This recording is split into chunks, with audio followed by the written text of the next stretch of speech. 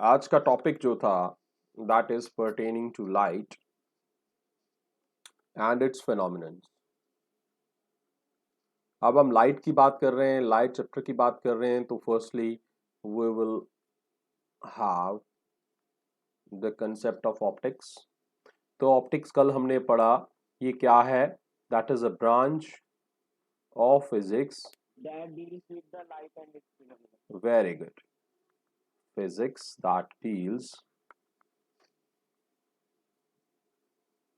with light and its phenomena। और हमने बहुत सारे फिनोमिनन्स की बात की है लास्ट क्लास में, तो हम डील करेंगे सबसे पहले वो फिनोमिनन्स जो पार्टिकल नेचर ऑफ लाइट। कल हमने पढ़ा कि दो नेचर ऑफ लाइट होते हैं, तो हम सबसे पहले डील करेंगे वो दो phenomenon which are dealing with the particle nature of light. तो अगर आपको कोई पूछा जाए, ये ऑब्जेक्टिव भी आया था लास्ट टाइम एक एग्जाम में, कि which type of which nature of light is dealt in a reflection and refraction. So that is particle nature, refraction। ये दो तरह के आपके पास फिनोमिनन्स हैं जिन्हें डील करता है लाइट, जो लाइट से रिलेटेड हैं। अब बच्चे ये इनमें से सबसे इंपॉर्टेंट जो हिस्सा है, जो लाइट को उसकी डेफिनेशन देता है।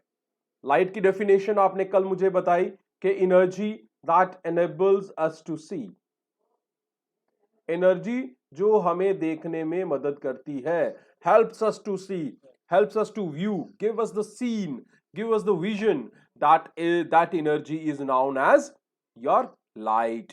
सो रिफ्लेक्शन का इसमें सबसे बड़ा रोल है, क्योंकि देखना है अगर तो हमें रिफ्लेक्शन चाहिए। जैसे एक बात करते हैं, रिफ्लेक्शन क्या है? रिफ्लेक्शन से हमें सारी चीजें दिखाई देती हैं। कैसे दिखाई देती हैं उसकी बात हम करते हैं अभी थोड़ी देर में। सो रिफ्लेक्शन बहुत ही इंपॉर्टेंट पार्ट है, रिफ्रैक्शन भी इक्वली इंपॉर्टेंट है, बट सबसे ज्यादा हमें जो दिखाई देता है, क्योंकि जो ऑब्जेक्ट्स हम देखते हैं वो आमने सामने होते हैं, उनके बीच में मीडियम इतना ज्यादा डेंस नहीं होता कि हम उस मीडियम को कोई ज्यादा प्रेफरेंस दें। तो जब हम रिफ्लेक्शन की बात करते हैं, तो रिफ्लेक्शन का फिनोमिनन बच्चे ये एक्सप्लेन किया जाता है on the basis of the concept, particle nature का वो कंसेप्ट जो कॉर्पस्कुलर थ्योरी में मैंने आपको बताया कि बॉल को, वो डांसिंग बॉल जो होता है, छोटा सा प्लास्टिक का बॉल जो होता है, वो पॉलीमर का बॉल जो होता है, अगर उसे आप रूम में फेंक दें, that keeps on jumping through out in multiple directions, और लास्ट में क्या हो जाता है? लास्ट में अपने आप वो किसी कॉर्नर में रुक जाता है। लाइट के साथ भी ऐसा ही होता है। लाइट को अगर आप किसी सरफेस में, किसी रिफ्लेक्टिंग सरफेस में, कोई ऐसी सरफेस, अब रिफ्लेक्टिंग सरफेस क्या होती है उसकी बात करते हैं, ऐसी सरफेस जहां पे वो बाउंस कर सकती है, वहां अगर आप डाल दें तो मल्टीपल रिफ्लेक्शंस होंगी। आप कभी ध्यान से देखना अपने रूम में, जब लाइट ऑन करते हो, लाइट ऑन करते ही हमारे रूम में इतनी रोशनी नहीं होती जितनी थोड़ी देर के बाद होती है। ये हमेशा कभी एक्सपीरियंस करना इस चीज को कि after some movement of time, कुछ इवेंट्स के बाद आपकी लाइट रूम जो है वो लाइट से कितना ज्यादा इल्यूमिनेट हो जाता है। क्यों होता है इल्यूमिनेट? क्योंकि जो सोर्स है आपका, जो लाइट का सोर्स है, वहां से आने वाली लाइट जो है अब डिफरेंट सर्फेसेस से स्ट्राइक कर रही है, और सिमिलरली वो पूरे रूम को फिल अप कर देती है। वो उन जगहों पे भी चली जाती है जिसके सामने सोर्स ऑफ लाइट नहीं पहुंच रहा, क्योंकि सोर्स ऑफ लाइट की कुछ प्रॉपर्टीज हैं, लाइट की कुछ प्रॉपर्टीज हैं, वो उनकी बात करते हैं अभी हम। तो बात समझ आ रही है कि इल्यूमिनेंस हो जाता है, रूम इल्यूमिनेट हो जाता है due to this property, due to this phenomenon which is known as your reflection। ठीक है, तो इनकी बात करते हैं, इन्हीं से ही हमें विजन दिखती है, रिफ्रैक्शन से भी हमें हेल्प होती है कुछ ऐसी चीजों की जो किसी दूसरी साइड पे पड़ी हो, जो डायरेक्ट हमारी आंखों के सामने नहीं होती। तो एक बिल्कुल आमने सामने होती है, बीच का मीडियम जरूरी नहीं है कि वो चेंज हो, वो ऑलमोस्ट नहीं के बराबर होता है। लेकिन जब रिफ्रैक्शन फिनोमिनन होता है तो वहां पे चेंज इन मीडियम भी होता है। मीडियम क्या है? मीडियम एक चैनल है। मीडियम क्या है? चैनल है, जिसे हम कहते हैं कि हम इसके थ्रू जा रहे हैं। थ्रू मतलब इसके बीच से गुजर के जा रहे हैं। So that channel is known as your medium here. ठीक है, तो चलिए अब इसको स्टार्ट करने से पहले, अब ये देखने वाली जो हमें पावर देती है लाइट, इसकी कुछ बड़ी पर्टिकुलर सी प्रॉपर्टीज हैं। कल हमने एक बात की थी कि लाइट को पहले माना जाता था एक लॉन्गिट्यूडनल वेव, जो एक ऐसे मटेरियल से मूव करती थी जिसको बाद में नेग्लेक्ट कर दिया गया और जो प्रैक्टिकली प्रूव हो गया कि वो मटेरियल एग्जिस्ट नहीं करता है। फिर हमें पता चला कि लाइट जो है वो वैक्यूम से मूव करती है और हमने इसे ट्रांसवर्स नेचर को एक्सेप्ट कर लिया। डन।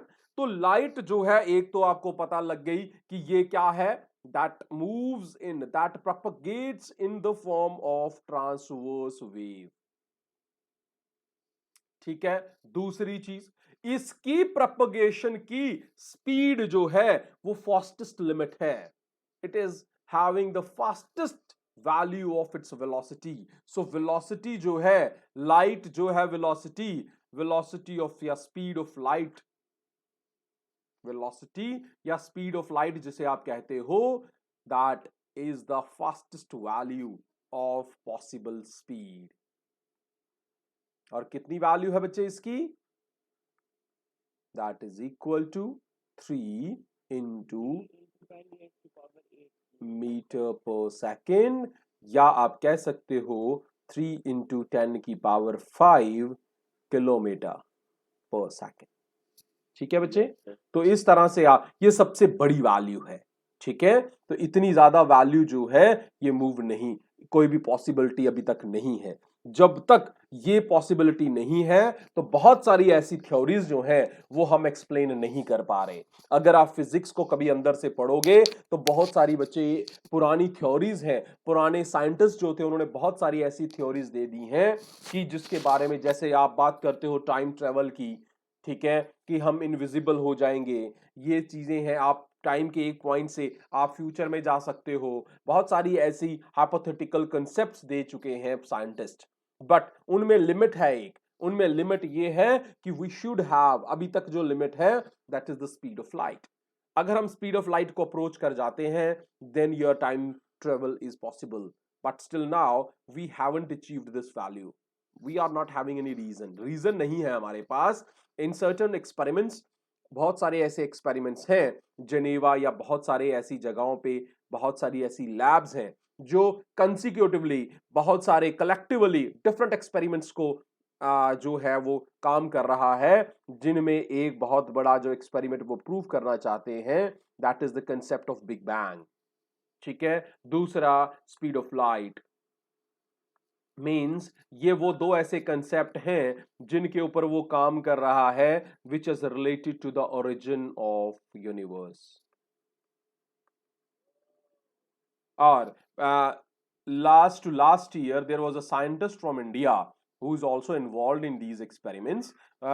वो वहां पे इन्वॉल्व थे, वहां पे प्रूव हुआ था कि लाइट को अप्रोच करने के लिए कुछ पार्टिकल्स ने ऑलमोस्ट उसकी वैल्यू को ले दिया था, बट लेटर ऑन वो प्रूव हुआ that was there is a miscalculation. So till now we have approached almost 99% of the speed of light. यहां तक पॉसिबिलिटी हो चुकी है, but after that we are not having reason कि 99% होने के बाद वो फिर से वैल्यू जो है स्पीड ऑफ लाइट जो है वो कम क्यों हो जाती है या वैरी क्यों कर जाती है। वो स्टेबिलिटी नहीं मिल रही हमें कि हम एक परफेक्ट वैल्यू लाइट की वैल्यू को अचीव कर सकें।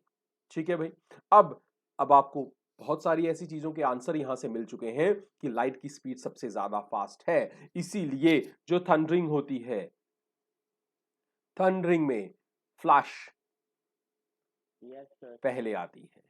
That is the reason, because उसके बाद sound आती है. यस, फ्लैश और साउंड में डिफरेंस है, बिकॉज साउंड जो है बच्चे बहुत कम स्पीड से मूव करता है। Like, the speed of light is more than the speed of sound. Yes, speed of sound. Sound reaches later as compared to flash. Sometime तो हमें sound आता ही नहीं है, सिर्फ flash से ही काम चल जाता है, ठीक है? That is only due to the speed of light. ठीक है बच्चे? और कौन सी और ये सारी प्रॉपर्टीज हैं, इनमें से लाइट की एक बहुत इंपॉर्टेंट प्रॉपर्टी जो इसकी पहली वैल्यू को देती है, that is your it can travel in vacuum. ठीक है? Vacuum means there isn't any medium. तो ये कुछ प्रॉपर्टीज थी बच्चे लाइट की जिनकी हम बात करते हैं. अब आ जाएं सबसे पहली वाली प्रॉपर्टी, फिनोमिनन जो है इसका, जो बहुत ही इंपॉर्टेंट है, जो हमें विजुअलाइज कराता है वर्ल्ड को, ब्यूटीफुल सराउंडिंग्स को with the help of its prospect. अब ये किसके बेस पे था, इसे समझाया गया बड़ी आसानी से. इसको कहा गया भाई रिफ्लेक्शन समझना है तो बाउंसिंग ऑफ बॉल को समझो. आपने कुछ नहीं समझना है, simply you have to consider, you have to understand the bouncing of ball. अगर आप बाउंसिंग ऑफ बॉल को समझ सकते हो then you can say it as possible and as well as clear concept of this reflection. Done. So bouncing of ball, जब bouncing of ball की बच्चे हम बात करते हैं तो बाउंसिंग ऑफ बॉल का क्या कंसेप्ट है. बाउंसिंग, अगर ये आपके पास एक सरफेस है, इस सरफेस के ऊपर अगर आप एक छोटे से बॉल को लेते हो, ये बॉल जो है ये सरफेस के ऊपर जब पड़ेगा तो वहां पे जिस एंगल के साथ ये इंसिडेंट होगा उसी एंगल के साथ ये यहां से बाउंस होता है भाई. ये बाउंस होके किसी एक डायरेक्शन में, पॉसिबल डायरेक्शन में जाएगा डिपेंडिंग अपॉन कि आपने कितने एंगल. अब क्वेश्चन कुछ यहां पे अराइज होते हैं कि जो एंगल है वो किसके साथ बनेगा. भाई वो एंगल बनेगा यहां पे एक वर्टिकल पोजीशन के साथ. एक ऐसी वर्टिकल पोजीशन के साथ एंगल बनेगा जो आपके पास यहां पे बन रही है with respect to this surface. बच्चे सरफेस के साथ ये जो एंगल 90 डिग्री बना रहा है, ये जो 90 डिग्री एंगल बनाएगा, इसके साथ जो आपके पास यहां पे लाइन ये बनेगी, that will be a simply ये, this is going to be your normal. ये बॉल इस नॉर्मल के साथ जितना एंगल बनाता है, ये वाला एंगल भी इतना ही होना चाहिए. ये इसकी फिजिबिलिटी है. मींस इसी तरह से लाइट बिहेव करती है. लाइट भी यही कहती है. लाइट कहती है कि अगर सरफेस की बात, अब बात आती है सरफेस की. जब रिफ्लेक्शन समझना है so you have to get some knowledge of the different surface. अब सरफेसेस जो है आपके पास, सरफेसेस आपके पास डिफरेंट टाइप्स की हैं. कुछ सरफेसेस ऐसी हैं बेटा जिनके आर पार हमें दिखाई देता है, और कुछ ऐसी हैं जो आर पार के विजन को ऑब्स्ट्रक्ट कर देती हैं. पहली चीज देखो, मैं अब आपको एक चीज समझाने वाला हूं, उसको हमेशा याद रखना है आपने. जब भी किसी फिजिकल क्वांटिटी, किसी कंसेप्ट या किसी भी मटेरियल की आप टाइप्स की बात करते हैं, ये इस टॉपिक से बाहर की बात है. जब आप किसी भी चीज की बच्चे टाइप्स की बात करते हैं तो यहां याद रखना, टाइप समझने से पहले ये हमेशा सोच लेना कि उस चीज की अगर आप टाइप्स दे रहे हो उसकी कंडीशन क्या है. कंडीशन क्या है हमेशा, that condition is always invisible. But types किसी भी चीज को डिस्टिंग्विश, किसी भी चीज को डिफरेंशिएट करने के लिए वहां एक पर्टिकुलर कंडीशन जरूरी होती है.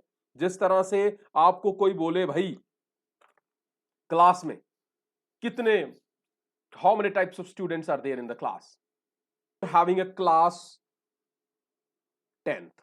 ठीक है, मैंने निपुण को बोला, निपुण मुझे बताओ आपकी क्लास में कितने किस्म के स्टूडेंट्स हैं. ठीक है, तो आप मुझे बोलोगे सर स्टूडेंट्स, स्टूडेंट्स तो सारे एक जैसे होते हैं. फिर मैं बोलूंगा ठीक है, divide your class in on the basis of gender. ठीक है, अब कितने किस्म के हो गए, दो किस, यस, बॉय गर्ल हो गए, बॉयज हो गए, और यहां पे हो गई गर्ल्स. ठीक है, अब दूसरा स्टूडेंट आया, मैंने उसको बोला भाई divide your class on the basis of their subjects. ठीक है, सब्जेक्ट्स के बेसिस पे आगे चलिए, बहुत सारे, अब 10th है तो ज्यादा जर्नलाइज नहीं होता है, बट अगर आपके पास दो किस्म के सब्जेक्ट्स आ जाएं तो सब्जेक्ट्स के बेसिस पे, इंटरेस्ट के बेसिस पे. अभी इस समय क्लास है आपकी तो आपको बोलते हैं सर क्लास, आप कहोगे सर सब्जेक्ट के बेसिस पे तो और तो सारे सेम है, बट कुछ बच्चों का हिंदी है और कुछ बच्चों का उर्दू है, कुछ का डोगरी है, कुछ का संस्कृत है। लेकिन आपने किया क्या यहां पे? आप पहले कुछ सोच में पड़ गए थे जब मैंने आपको बोला कि क्लास में कितने किस्म के बच्चे हैं, but as soon as I provided you what the distinguishing factor, you are now very much clear about how to divide the class. ठीक है, फिर क्लास में टीचर आते हैं, टीचर ने भी कुछ टीचर्स ऐसे होते हैं उन्होंने डिवाइड किया होता है, जैसे क्लास में भाई ये वाला बच्चा है ये साइंस में अच्छा है, ये वाला मैथ्स में अच्छा है, ये वाला हिंदी में अच्छा है. So one teacher has divided the class on the basis of what? Excellence in different subjects. किसी एक सब्जेक्ट में, पर्टिकुलर सब्जेक्ट में. तो बेटा ये क्राइटेरिया है किसी भी चीज को डिवाइड करने का, डिस्टिंग्विश करने का डिफरेंट फैक्टर्स में. तो इसी तरह जब हम किसी भी चीज को डिवाइड करते हैं, डिस्टिंग्विश करते हैं, वी शुड हैव व्हाट? मैंने आपको बोला there is always an visible thing, that is condition, that is condition. चलिए अब बात करते हैं, हम जिसकी बात कर रहे थे वो बात थी सरफेस. भाई सरफेस किस्म किस्म की होती है. तो बच्चे अब बात वही आगे, कंडीशन क्या है? तो कंडीशन है on the basis of, but on the basis कि उसमें से लाइट पास हो सकती है या नहीं हो सकती है. उसके बेस पे आपके पास दो किस्म के आगे, एक जिसमें पास हो सकती है, एक जिसमें पास नहीं हो सकती.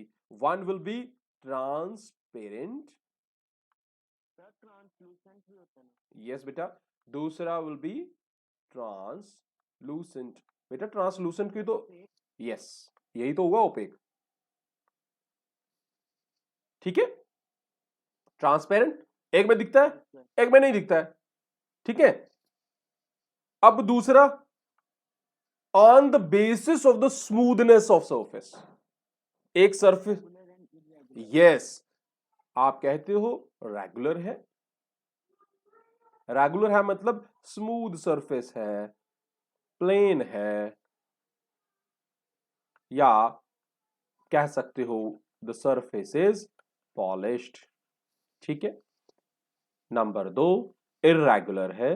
बेटा इर्रेगुलर है मींस रफ सरफेस है.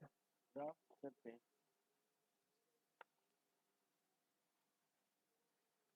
ठीक. आप लोगों की ये अब इन दोनों में आ गया. ट्रांसपेरेंट तो आपको पता लग गया. बच्चे ट्रांसपेरेंट की जब हम बात करते हैं, ट्रांसपेरेंट की जब हम बात करते हैं तो आ गया मेरे पास ग्लास. ठीक है, ग्लास आ गया. ग्लास आपका क्या होता है? ट्रांसपेरेंट होता है. ध्यान रहे ग्लास और मिरर में यही तो फर्क है. ग्लास ट्रांसपेरेंट होता है और ट्रांसलूसेंट कौन होता है? आपका मिरर. वुड, ठीक है, हम मिरर की बात करेंगे. ठीक है, वुड के उनकी मेरे काम की नहीं है अभी. तो ग्लास आ गया जिसमें पास हो जाएगा, मिरर आ गया जिसमें से पास नहीं होगा. दूसरा रेगुलर सरफेसेस की जब हम बात करेंगे,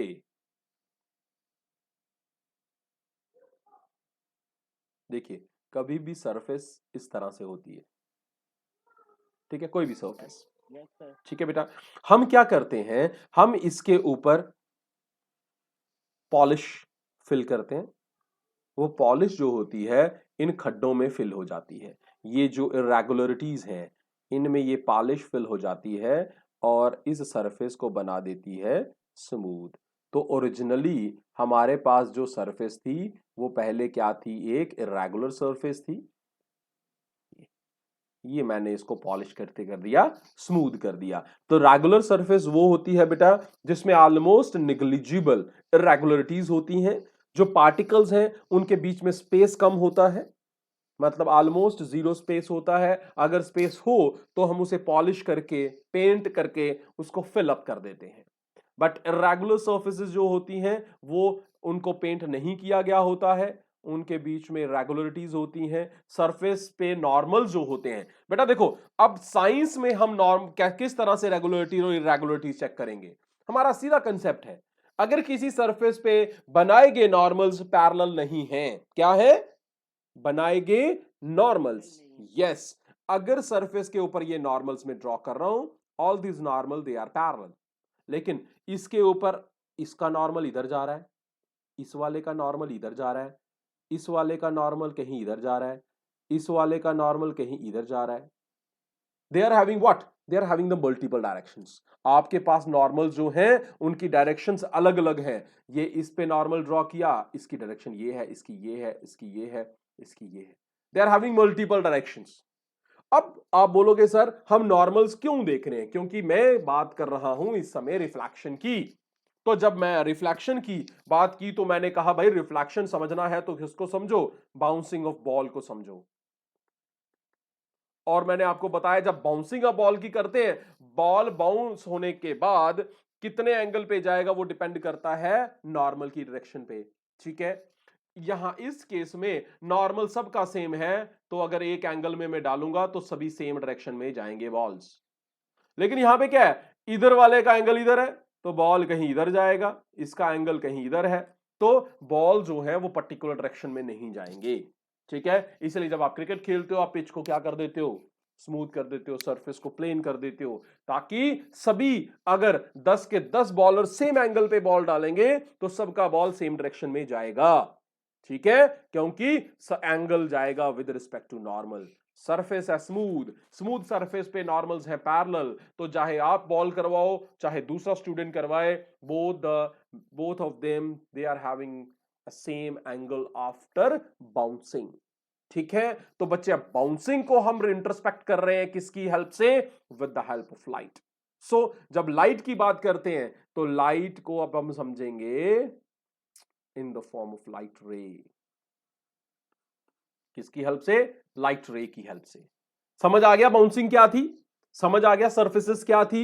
सरफेसेस अलग अलग किस्म की थी डिपेंडिंग अपॉन कि हम किस चीज की बात कर रहे हैं। अब लाइट रे है, रे क्या होती है बेटा, रे एक पाथ है। रे क्या है, एक पाथ। पाथ है।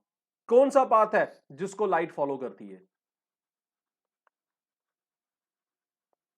लाइट क्या करती है उसको, लाइट जिस रास्ते को फॉलो करती है उस रास्ते को अगर हम स्ट्रेट लाइन से रिप्रेजेंट करें along with a particular direction, then it is going to be your ray. तो रे क्या है, रे है एक ऐसा रास्ता जिसकी डायरेक्शन भी है। और बच्चे अगर मेरे पास एक से ज्यादा रेज हो जाएं and they are moving in same direction parallel to each other, such as the bunch, such as the group, ये समझ आ रहा है। So this is beam of light, इसे हम क्या कहेंगे, beam of light। Beam of light. ठीक है बच्चे, अब आगे अब हम इस दोनों प्रोसेसेस में अब जब हम इनको लाइट को कंसीडर करेंगे तो हम लाइट का पार्टिकल्स या कुछ नहीं कंसीडर करेंगे, हम उस रास्ते को कंसीडर करेंगे, क्योंकि रास्ता ही तो एंगल बनाएगा कि जाते हुए आते हुए कैसा एंगल है। So we will talk about rays, we will talk about beam. तो we are studying optics, we are talking about ray, so this branch of optics is also known as ray optics। इसका नाम क्या है, ray optics भी है। Done, number एक। दूसरी चीज, हम एंगल्स की बात कर रहे हैं, हम नॉर्मल्स की बात कर रहे हैं। यहां आपकी जो रेज हैं they will follow each and every rule, each and every law, each and every sign convention of geometry. किसकी बात करेगी यहां पे, यहां पे हर रे जो है वो बात करेगी एंगल्स की, जो भी हम पढ़ेंगे एंगल्स पे होगा, और फॉलो करेगी सारे रूल्स जो ज्योमेट्री के रूल्स हैं, जो आपने 9th में ज्योमेट्री पढ़ी है, जो आपने ट्रिग्नोमेट्री पढ़ी है, वो सारे रूल्स को फॉलो करेगी। तो इसलिए हम इसे कहते हैं जियोमेट्रिकल ऑप्टिक्स। तो इस ऑप्टिक्स के कितने नाम हो गए, दो नाम हो गए। रे ऑप्टिक्स, क्योंकि लाइट किसकी तरह बिहेव कर रही है, रे की तरह। जियोमेट्रिकल क्यों, क्योंकि ये रेज जो हैं ये सारे के सारे ज्योमेट्री के रूल्स, सारे के सारे ज्योमेट्री के लॉज को फॉलो करती है। तो इस तरह ये बन गया आपका ज्योमेट्रिकल ऑप्टिक्स। बात समझ आ गई। चलिए अब आ जाओ भाई डायरेक्ट कंसेप्ट पे। तो क्या है रिफ्लेक्शन, भाई रिफ्लेक्शन है, अब हम कंसीडर कर रहे हैं जिस सरफेस को, बेटा जनरली वो सरफेस हम पहले एक इर्रेगुलर सरफेस लेंगे। रेगुलर सरफेस होगी, ठीक है, रेगुलर सरफेस होगी, प्लेन होगी और बच्चे रिफ्लेक्टिंग होगी। रिफ्लेक्टिंग मतलब इसके ऊपर रिफ्लेक्शन फिनोमिना पॉसिबल है। तो हमने क्या किया बच्चे, यहां पे हमने ये है भाई मेरी लाइट जो आ रही है, सिंगल रे ले रहा हूं, इन जा रही है कहां, एक सरफेस के ऊपर। फिर जैसे ही सरफेस के ऊपर पड़ी बच्चे, सरफेस के ऊपर जाने के बाद ये बाउंस हो गई है। जिस तरह से बॉल बाउंस होता, अगर इस रे के रास्ते बॉल को अगर मैं इस पॉइंट के ऊपर, इस पॉइंट ओ के ऊपर डालता, तो जिस रास्ते बॉल आया है और ओ के बाद जिस रास्ते बॉल जाएगा वो रास्ता सिमिलर होगा जैसे किसी बॉल का होता, वैसे ही लाइट अब जा रही है। तो बेटा अब हम क्या करेंगे, इस पॉइंट ओ के ऊपर एक नॉर्मल ड्रॉप करेंगे। क्या ड्रॉप करेंगे, एक नॉर्मल। तो बच्चे जो light I that will be your incident ray. हम अब लाइट की बात नहीं करेंगे, वी आर टॉकिंग अबाउट रे। रे इंसिडेंट हुई कहां पे, पॉइंट ओ के ऊपर, and after bouncing it moves in the same medium. Medium सारा सेम है बच्चे, एक ही साइड है, एक ही सब कुछ है, इस साइड पे चली गई, दिस इज रिफ्लेक्टेड रे। ठीक है, इंसिडेंट रे, रे इंसिडेंट हुई कहां पे, एक रेगुलर सरफेस पे, बाहर चली गई वापस, तो ये सरफेस के ऊपर रिफ्लेक्शन पॉसिबल है, तो इसलिए सरफेस होगी कौन सी, रिफ्लेक्टिंग सरफेस। अब बात रहे, हम यहां पे ये नॉर्मल है, नॉर्मल का मतलब है कि ये नॉर्मल वाली लाइन इस सरफेस के साथ कितना एंगल बना रही है, 90 डिग्री का एंगल बना रही है। तो पहला रूल रिफ्लेक्शन का कि ये वाला जो एंगल है बेटा, इसको मैं स्मॉल आई से डिनोट कर रहा हूं, और इस वाले एंगल को मैं स्मॉल आर से डिनोट कर रहा हूं। तो ये जो एंगल इंसिडेंट रे बना रही है, angle formed by incident ray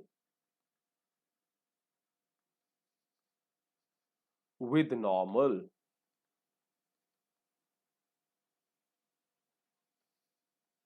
कौन सा एंगल हो गया, एंगल ऑफ इंसिडेंस।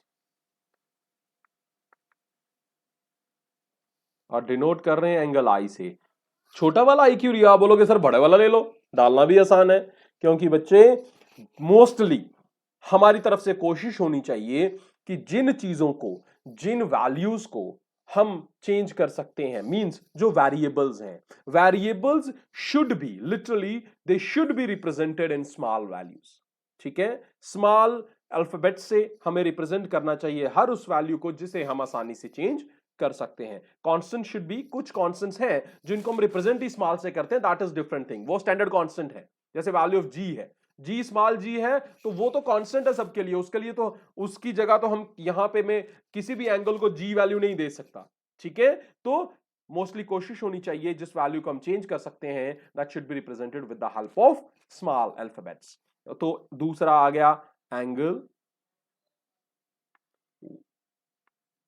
कौन से वाला एंगल, जो एंगल रिफ्लेक्टेड रे बना रही है, angle formed by reflected ray with the normal.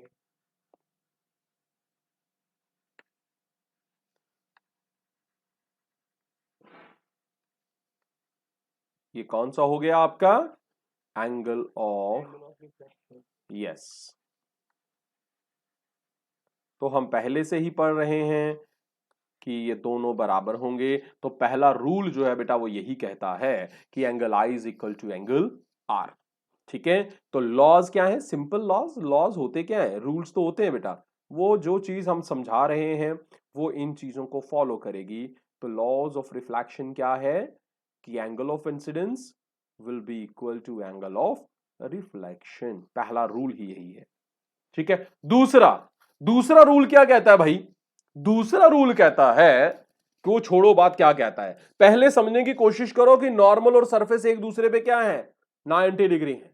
तो बेटा they are behaving as two perpendicular axes, किसकी तरह बिहेव कर रही हैं?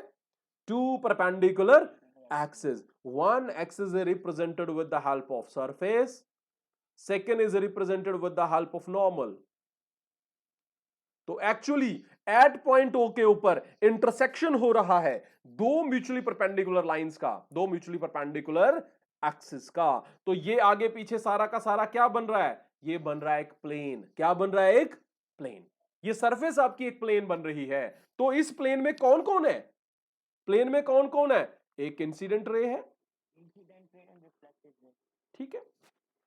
किसके प्लेन में है? Plane of normal. क्योंकि सरफेस तो अपनी जगह पे है, सरफेस के ऊपर अगर नॉर्मल नहीं पड़ता तो प्लेन ही नहीं बनता. तो आपका सेकेंड लॉ यही कहता है कि इंसिडेंट रे, दूसरा reflected ray and normal. Normal रे नहीं है वो, उसकी कोई डायरेक्शन, वो तो पर्टिकुलर 90 डिग्री बना रहा है. Normal all lie in a same plane. वो क्या करते हैं? सारे के सारे एक ही प्लेन में है, एक ही सरफेस के ऊपर रहेंगे. ये दूसरा लॉ आ गया. बस इसके बाद सब कुछ सेम हो गया, सब कुछ कांस्टेंट हो गया.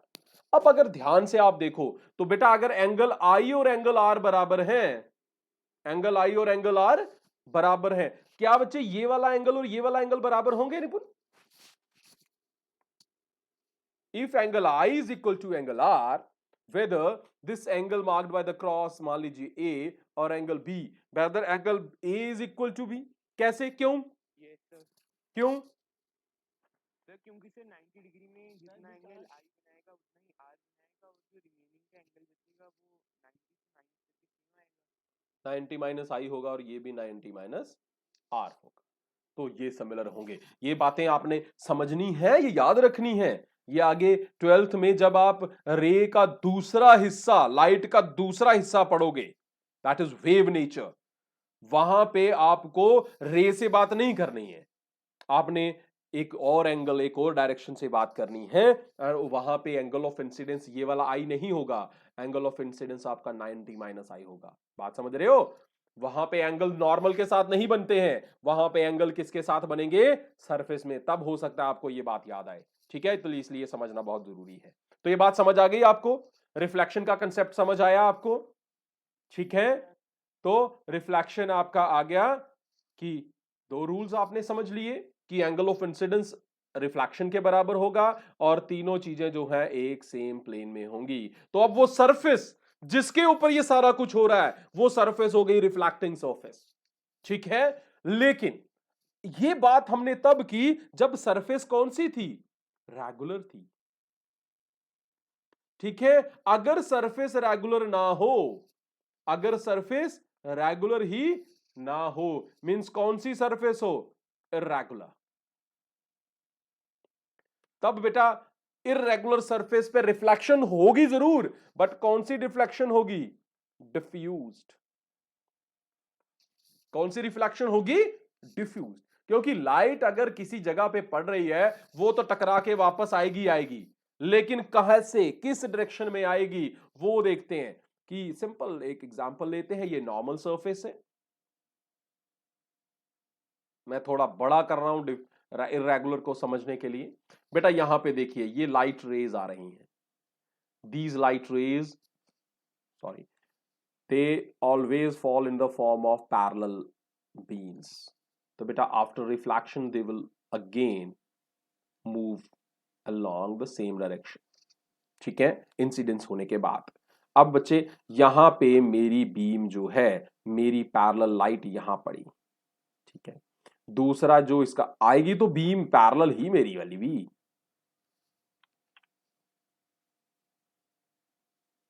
आएगा मेरा बीम पैरेलल भी.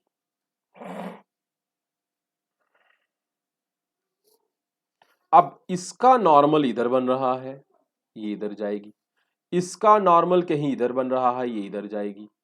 इस वाले का नॉर्मल कहीं इधर बन रहा है, इधर जाएगी. इंसिडेंस तो पैरेलल हुई थी, बट रिफ्लेक्शन के बाद उनकी डायरेक्शंस कैसी हो गई, डिफ्यूज्ड, या आप कह सकते हो रैंडम। क्यों? क्योंकि पहले वाले केस में नॉर्मल्स क्या थे, क्या बताया मैंने, नॉर्मल्स क्या थे, यस। और दूसरे वाले केस में नॉर्मल्स जो हैं वो पैरेलल नहीं है। तो बात समझ आया, इस पे ज्यादा हमने दूर नहीं जाना है, तो ये आपको साफ दिखाई दे रहा है। होता कहां पे है ये डिफरेंस, आपको कई बार घर में दिखता है क्या, किसी ने घर में देखा ये वाला डिफरेंस, डिफ्यूज्ड वाला? बेटा जब हम नया नया कमरा बनाते हैं ना, हमने पेंट नहीं किया होता, तो जब हम उसके ऊपर अभी प्लास्टर किया होता है, तो प्लास्टर में आप देखना रेत के कणों के बीच में खाली जगह होती है। हमें जब लाइट ऑन करते हैं तो वो मेरा रूम इतना अच्छा इल्यूमिनेट नहीं होता। क्यों नहीं होता इल्यूमिनेट, फोकस्ड क्यों नहीं होता? क्योंकि वो मल्टीपल डायरेक्शन में डिफ्यूज हो जाती है लाइट, कुछ तो उस सुराख के अंदर ही घुस जाती है, और मल्टीपल डिफ्लेक्शन में उनका रैंडम इतना ज्यादा अच्छा नहीं बनता। वो इसीलिए हमें वो रूम ज्यादा बोरिंग सा लगता है, वहां पे पर्टिकुलर लाइट नहीं होती, रूम इतना शाइनिंग नहीं होता।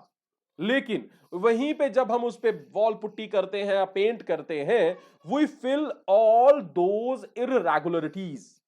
अब क्या हुआ, सरफेस पैरेलल हुई, जो सोर्स ऑफ लाइट होगा वहां से आने वाली लाइट पर्टिकुलर डायरेक्शन में पड़ेगी, और हमें वो रूम जो है वो इल्यूमिनेटेड देखेगा। इल्यूमिनेंस ज्यादा होगी, पर्टिकुलर इल्यूमिनेंस होगी, हम फोकस अच्छी तरह कर पाएंगे लाइट का, तो वहां पे हमें एक अच्छा सा फील आता है। बात समझ आई? ये हमारे पास दिखता है। पेंट इसीलिए किया जाता है घरों में, अदरवाइज कलर तो आप सीमेंट में भी डाल सकते हो। Colour white cements are there, you can put in the colour into it, your colour, your plasters will be like that. ठीक है, डिफरेंट कलर्स आते हैं आपके पास, लेकिन ये बाद में, क्योंकि पेंट का साइज जो होता है, पेंट के पार्टिकल्स का जो साइज होता है बेटा, वो सैंड पार्टिकल से बहुत छोटा होता है। जब वो दो सैंड पार्टिकल्स के बीच का जो गैप है, उसके बीच में वो पेंट फिल हो जाता है, तो वो उन इररेगुलरिटीज को क्या कर देता है, फिल कर देता है। डिफ्यूजन खत्म हो जाता है, रैंडमनेस खत्म हो जाती है, तो आपकी सरफेस बन जाती है बेटा कैसी, रेगुलर सरफेस। सरफेस रेगुलर बनी तो आपकी रिफ्लेक्शन नॉर्मल हो गई, वो पहले क्या थी, डिफ्यूज्ड थी, अब हो गई नॉर्मल। तो ये बात